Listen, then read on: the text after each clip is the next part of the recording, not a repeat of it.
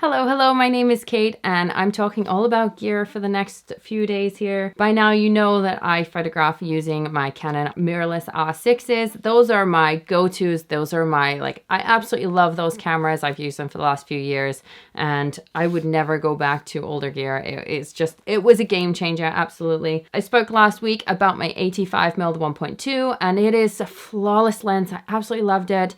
And I photographed using the 85mm and my 35mm 1.8 for probably the first year and a half, and the combination was absolutely amazing. I loved it.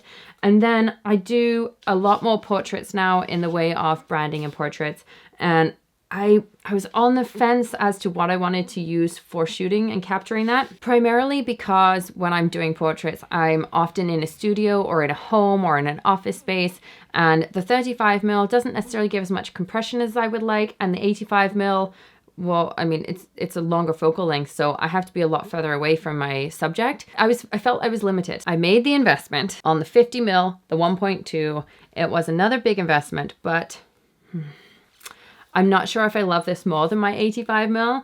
Probably it's on par because it is the same thing as the 85mm. It's phenomenal in low light because it's 1.2.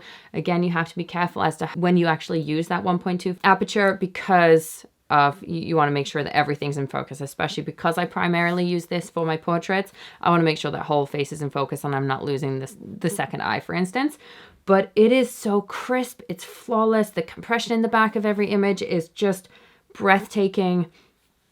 I don't often use this for weddings, to be honest, just because it's kind of a mid-ground focal length. I will typically go towards my 85, my 35, and now my latest purchase, which is my 28-70. But this is my branding. This is my portrait. I have used it just for engagement session, like when I wanted to just use one camera.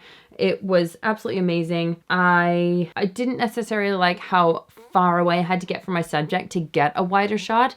So I still would prefer to go with my 35mm, 85mm, my combination, my dual shooting. This is my go-to for portraits. It is just flawless. I will show you some photographs over top of this here, so you'll see what I'm talking about, and it's